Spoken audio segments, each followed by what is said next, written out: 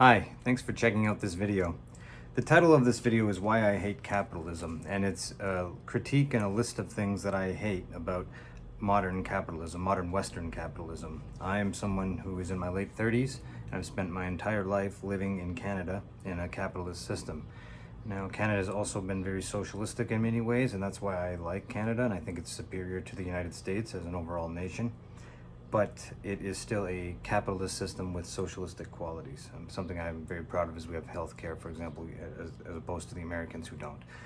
I also think that it's productive for people to critique their own culture that they live in rather than worry about critiquing other cultures as a sort of a way out of acknowledging the problems with our own culture. I don't live in China or Russia or any other country like that, so this is not a Marxist critique per se. It's just an anti-capitalist approach to this, because I wouldn't consider myself a Marxist per se, although I am very influenced by Hegelian Marxism, and I think a lot of Marx's analysis was correct. He was obviously wrong about some things, but I'm not hostile to Marxism. I just don't want to talk about it right now because 99% of people that I engage with haven't studied Marx's text or much about Marxism. They don't understand it. So I think it's more productive just to point out problems with our own culture, and for that reason I've made this list. And I'm encouraging anyone that is very much a pro-capitalist to reply in any way you want that explains why you think that why capitalism is a good system in light of these points, and why you think it's especially superior to socialism, for example. So I'm just going to read, these are in no particular order, but number one, capitalism causes alienation. It causes people to become alienated from their families and their communities. This is something that Marx wrote about. So Marx's theory of alienation, I think, is worth reading about and understanding. So alienation is a product of capitalist systems. I think that I've experienced that personally, and I know a lot of other people experience that. Two, it produces unnatural levels of inequality. Humans have never been completely equal, nor necessarily should they be. They don't even want to be. People have different aspirations and so on. In tribal settings, people are not completely equal either, although they are egalitarian. But in this system, there's extreme levels of inequality, where some people are literally starving to death and other people have like billions of dollars. So that's insane to me, and a problem with this way of social organization. Oh, I should also point out, I wanted to define capitalism before I get into this. I forgot. So I should just say capitalism, especially Western capitalism, I'm just defining as a form of social organization for society that is centered around private ownership of property, especially the means of production, so factories and farms and big tech platforms and things like that, in the hands of private ownership. And so that's about as far as it goes. There's nothing else that comes along with that about community or anything else. It's just a way of organizing things around property rights, basically, and focusing on the market and protecting property rights. That's how I see it. Also, the capitalism, the system elevates sociopaths to the top as it weeds out ethical people. So this is a known problem. People that don't have a moral compass, psychopaths, narcissists, and stuff like that, they're able to sort of prosper in a system of capitalism, because capitalism at the end of the day is just about profit and self-interest. And these people tend to thrive. And so there's a filtering system that goes on over time where society just becomes more and more narcissistic because of the overall system that we're living under, which is just capitalism. 5, the system allows people to be homeless and starve to death. I think civilized first world countries that shouldn't be really something that happens. Even people who are drug addicts still deserve the very basic things, and we have more than enough resources to provide them. It's just, again, about social organization. 6, the system allows for people to hoard wealth. This becomes a huge problem. And we are evolved primates, and we have at least 95% of our psychology is just basic primate psychology. So we evolved in tribes where everyone had to contribute. There's still a hierarchy. There's still like people with high status and low status within a tribe, but everyone has to contribute to the tribe. And the idea that the alpha males or the strongest people would be able to accumulate a lot of wealth and then hoard it from the group is not really a part of how tribal thinking works. Those people would have been banished. It's not a part of sort of our innate nature. So this system that allows for the hoarding of mass wealth becomes cancerous, in my opinion. Corporations, 7, are mandated to maximize profit and cannot legally act ethically much of the time. So this is another problem with modern capitalism, and the problems when you're looking at it from the top down. Because corporations are mandated to maximize profit, a lot of the time they can't make exceptions in ways that would allow CEOs to act ethically. One example of this is now, I think it's United Health, or the company that Luigi Mangione assassinated the CEO of. That company is now being sued by the shareholders because basically because the company wasn't being ruthless enough with the way they were handing out their treatment. So the whole system in that regard is problematic.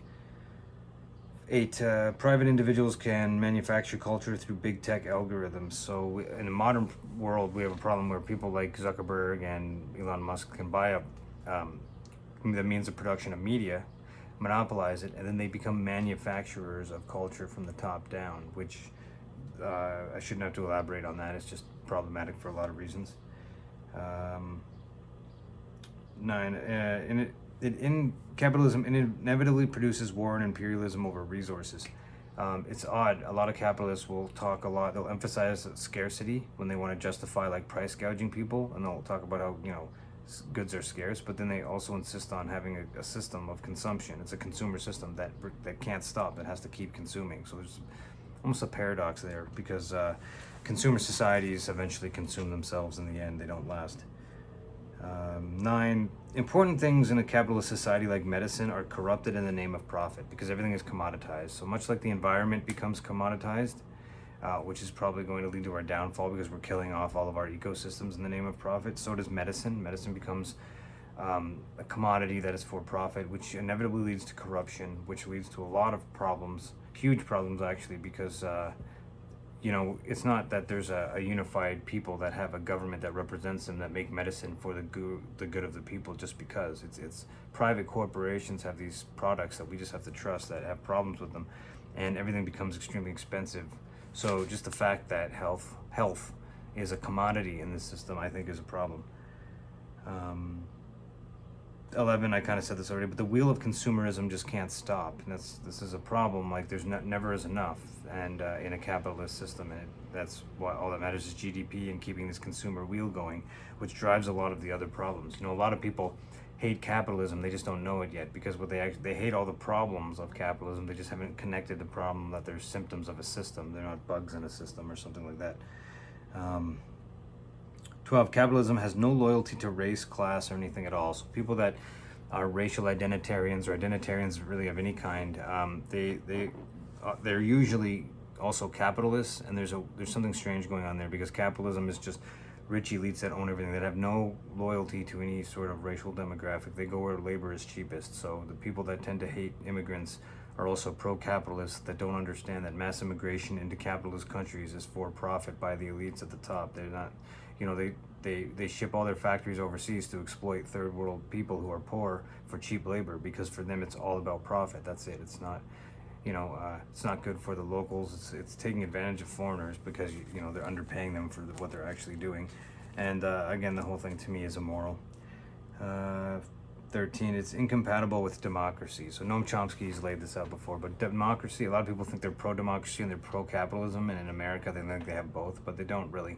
The main, there's democracy, and then there's capitalist democracy, which is what we live in. But the reason it's not really democracy, multiple reasons, but the main reason is that everything that the working class votes on takes place within an economy where a minority of elites own all the industry. So if you were to vote for something they don't like increasing minimum wage, in a lot of contexts, if you try to regulate them basically in certain ways that are in favor of the working class not being exploited, the factories just threaten to leave.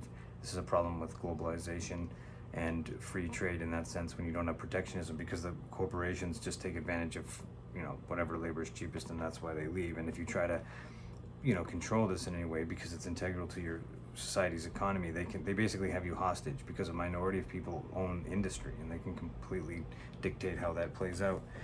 So you're kind of like voting under duress, or in a way where some people have way more proportional power than everyone else. So it's not a real democracy.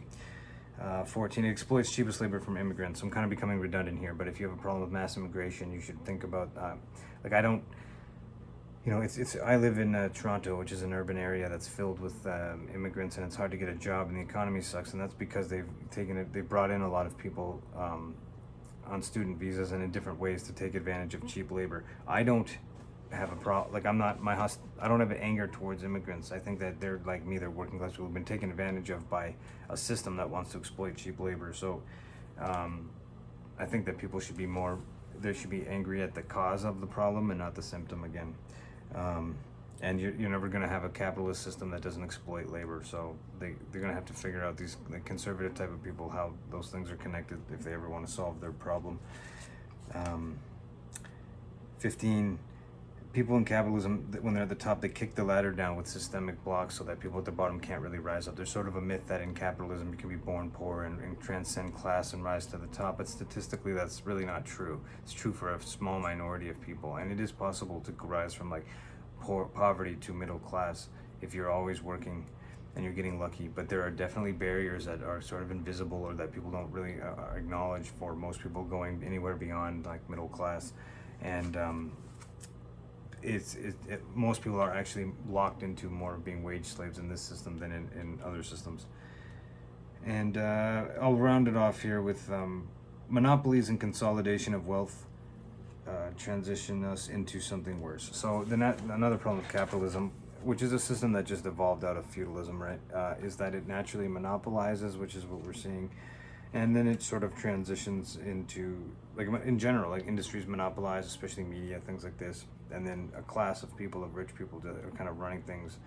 Eventually, in the case of America right now, private billionaires have bought the U.S. government, and they're basically just merging private power with the government, like a form of neo-fascism, and they're just sort of, it's a class war. They're, workers' rights are going down, and it's going to become a society with like a lot of poverty, like something like neo-feudalism. But the point is, capitalism, it doesn't really last. I'm not talking about commerce, by the way, either. I'm talking about capitalism as an ism. It's a cycle, plays itself out. Things monopolize, power consolidates, everything's commodified. Might kind of makes right, greed takes over, etc., etc. It's just a greedy, narcissistic culture that I live in here in the West in general. And then once the power has consolidated the way it naturally will in a system where everything is just about private ownership and that sort of thing, it just transitions into something else. So what we're experiencing right now is a transition to something that we're not really sure what it is, but it's not, we don't seem to be improving the way that the initial capitalists had hoped. Like if you read a lot of the old school capitalists like Adam Smith, they were championing capitalism because they thought it was going to bring about a reduction in time spent working. He predicted that it would create like a 2-day work week and we'd be working less. But now I see people on social media bragging, guys, that they're in a factory producing cars, flexing that they're working 70, 80 hours a week, like they think that's like a flex because of how brainwashed they are, and I think that's tragic. So anyway, these are all the points that I came up with just drinking my coffee this morning about why I just sort of resent this capitalist culture that I live in. And I'm not saying anything alternative necessarily is better. It's just these are critiques I have of our society, which is a capitalist society.